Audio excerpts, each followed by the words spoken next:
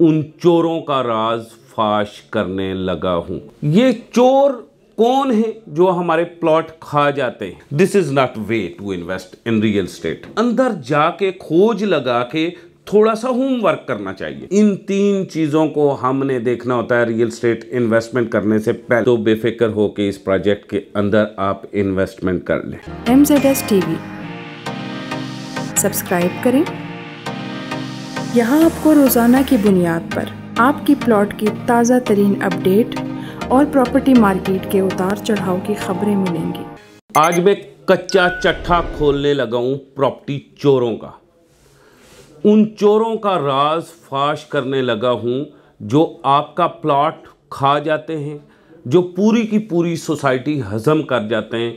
उन चोरों का राज फाश करने लगा हूं। ये वीडियो आपने पूरी देखनी है, मुकम्मल देखनी है, ताकि आपको कभी भी जिंदगी भर प्लॉट खरीदते हुए नुकसान ना हो। मेरा नाम कामरान खान है और मैं MZS YouTube व्लॉग पे आपको खुशामदीद कहता हूं। ये चोर कौन है जो हमारे प्लॉट खा जाते हैं? इन चोरों के बारे में तफसीली वीडियो ये बनाने लगा हूं, लेकिन वीडियो को मैं 3 हिस्सों में कन्वर्ट करूंगा ताकि आपको समझ आ जाए। वीडियो का पहला हिस्सा, दूसरा हिस्सा और तीसरा हिस्सा बिलतरतीब आपको समझाऊंगा ताकि इन चोरों के नरगे में आप ना आए और आपकी जमा पूंजी ना लूटे। आगे जाने से पहले आप तमाम दोस्तों से गुजारिश है कि मेरे इस चैनल को सब्सक्राइब करें और वीडियो को व्हाट्सएप के ज़रिए अपने दोस्तों के साथ शेयर करें, वीडियो को लाइक भी करें और कमेंट में फीडबैक भी दें। आज का टॉपिक है कि उन चोरों को हमने देखना है। वो चोर जो पूरी सोसाइटी हजम कर जाते हैं, वो चोर जो आपका प्लॉट हजम कर जाते हैं, वो कैसे हजम करते हैं। इस हवाले से मैं एक मुकम्मल ये वीडियो बना देता हूँ ताकि आप लोगों को आइंदा नुकसान ना हो। एक वीडियो मैंने बनाई थी कि 3 लाख से ज़्यादा प्लॉट हजम हो चुके हैं रावलपिंडी इस्लामाबाद में। उसके बाद आप लोगों ने बार बार मेरी उस वीडियो पे कमेंट दिए और कुछ ऐसी सोसाइटीज़ के नाम लिए जो NOC होल्डर हैं और प्लॉट की बुकिंग कर रहे हैं कि क्या इनमें भी ना करें। तो मैंने लाजम समझा कि मैं ये वीडियो बनाऊं ताकि आप मायूस ना हो जाएं और रियल एस्टेट इन्वेस्टमेंट से दूर ना हो जाएं। ये वीडियो करना इंतहाई लाजमी थी, इसलिए ये वीडियो आपने देखनी है। जी, ये रियल एस्टेट चोर कौन होते हैं? रियल एस्टेट चोर वो होते हैं जो फेक सोसाइटीज़ बनाते हैं और फिर वो प्लॉट बुक करते हैं, और या फिर सोसाइटीज़ उनकी 100% होती है लेकिन ज़्यादा प्लॉट बेच के आपके बहुत सारे प्लॉट खा जाते हैं। ये होते हैं वो चोर जो आपके घर का ख्वाब हजम कर जाते हैं। इनसे बचने का तरीकाकार क्या है? इनसे बचने का तरीकाकार 3 हिस्सों में तकसीम करते हैं। पहला हिस्सा है लोकेशन, दूसरा हिस्सा है डेवलपर और तीसरा हिस्सा है प्रोजेक्ट। इन 3 चीज़ों को हमने देखना होता है रियल एस्टेट इन्वेस्टमेंट करने से पहले हिस्से पे बात करता हूँ। शॉर्ट टाइम है, शॉर्ट टाइम के अंदर मुख्तसर वीडियो बनाऊंगा। और पहले हिस्से की बात करता हूँ लोकेशन। आप जब भी कोई प्रोजेक्ट देखते हैं, मैंने ओवरसीज़ पाकिस्तानियों से स्पेशली एक सवाल किया कि आपने फ़लाँ प्रोजेक्ट के अंदर क्यों इन्वेस्टमेंट किया, तो उन्होंने कहा जी मेरे मामू ने कहा, चाचू ने कहा, भाई ने कहा, दोस्त ने कहा, फ़लाँ रियल एस्टेट एडवाइज़र की वीडियो देखी है, फ़लाँ की देखी, फ़लाँ की देखी और उसे मैंने पैसे भेज दिए। This is not way to invest in real estate. इसलिए आपका नुकसान होता है।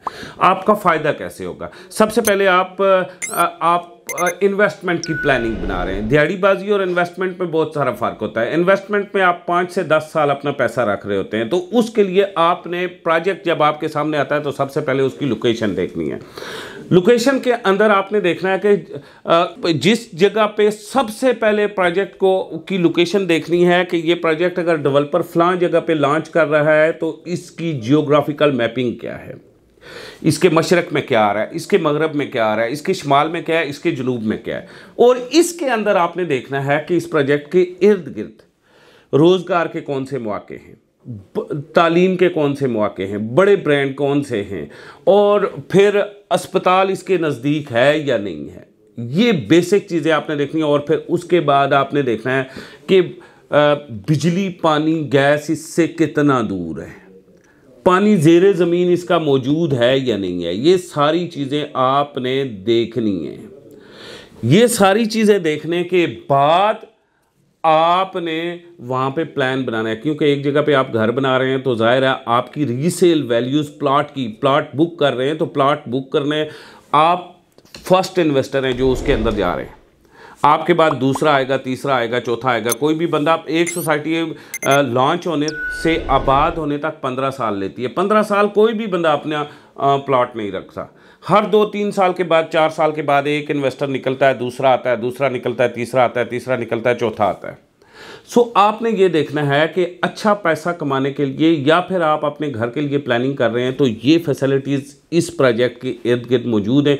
अगर मौजूद है तो आपको फ़ायदा क्या होगा? अगर आप इन्वेस्टर हैं तो आपको फ़ायदा ये होगा कि आपकी ज़मीन की, आपके प्लॉट की रीसेल वैल्यू जल्दी ऊपर जाएगी। और अगर आप एंड यूज़र हैं तो आप अगर वहाँ पे घर बनाएंगे, आबाद होंगे, तो ये सारी फैसिलिटीज़ आपके पास मौजूद होंगी। आप दूसरे वीडियो के दूसरे हिस्से की तरफ जाते हैं कि दूसरा हिस्सा है डेवलपर का स्टेटस।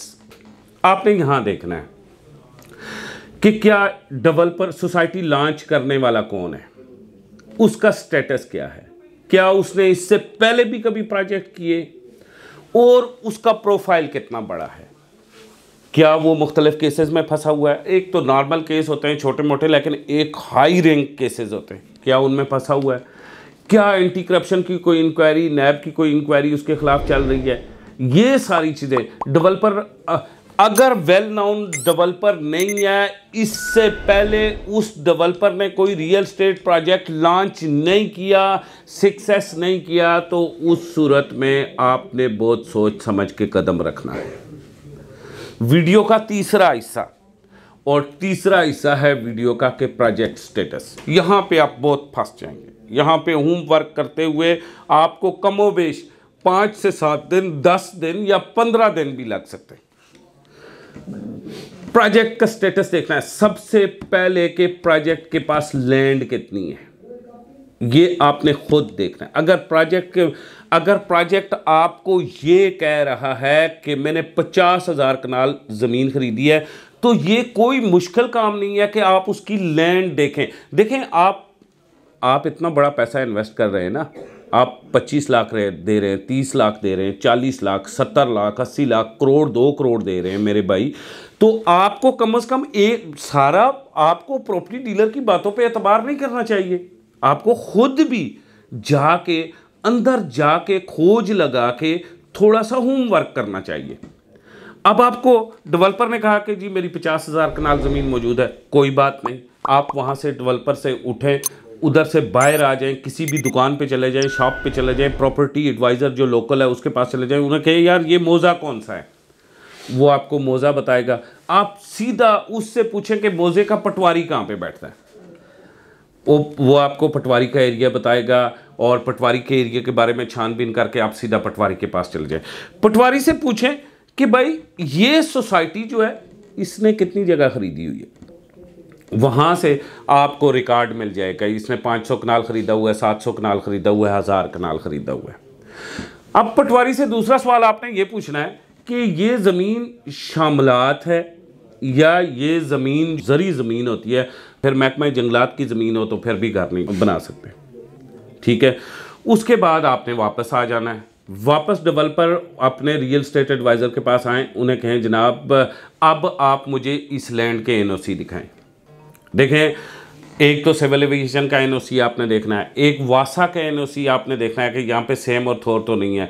उसके बाद महकमा मौलियात के एनओसी देखना है, महकमा जंगलात के एनओसी देखना है। ये सारे एनओसी आप देखें, चेक करें,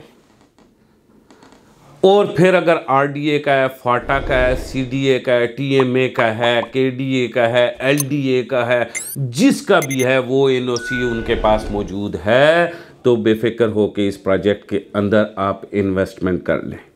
देखें, ये मैंने जो वीडियो बनाई थी कि 3.5 लाख प्लॉट जो गबन हो गए रावलपिंडी इस्लामाबाद में, और मुतासरीन आज दिन तक घूम रहे हैं और उन्हें कोई सिरा खुरा नहीं मिल रहा, वो लोग ही भाग गए। उसकी एक वजह थी कि वहां लोगों ने खतों के ऊपर प्लॉट बुक करवाए थे, कि वहाँ लोगों ने फेसबुक वीडियोस के ऊपर प्लॉट बुक करवाए थे, यूट्यूब वीडियोस के ऊपर प्लॉट बुक करवाए थे, रिश्तेदारों के कहने पे प्लॉट बुक करवाए थे, सस्ते में औने पौने प्लॉट और नौसरेबाजों के हाथ चढ़ गए थे। रियल स्टेट में हमेशा आपने अगर अपने प्लॉट के गबन से बचना है तो इन 3 तरीकों पे आपने हमेशा अमल करना है। और आजकल हर चीज आप ऑनलाइन चेक कर सकते हैं, इवन के खसरा नंबर भी ऑनलाइन चेक कर सकते हैं। सो ये आप सारा कुछ मुकम्मल करें ताकि ये जो प्रॉपर्टी चोर हैं, ये मनी स्कैमिंग करते हैं, आपका घर, आपका खूबसूरत ख्वाब, उसके नाम पे वो कभी भी दोबारा स्कैमिंग आपके साथ ना कर सकें, आपका नुकसान ना हो। यही वीडियो बनाने का मकसद था। इसी के साथ मुझे कामरान खान को इजाज़त दीजिए। खुदा हाफिज़।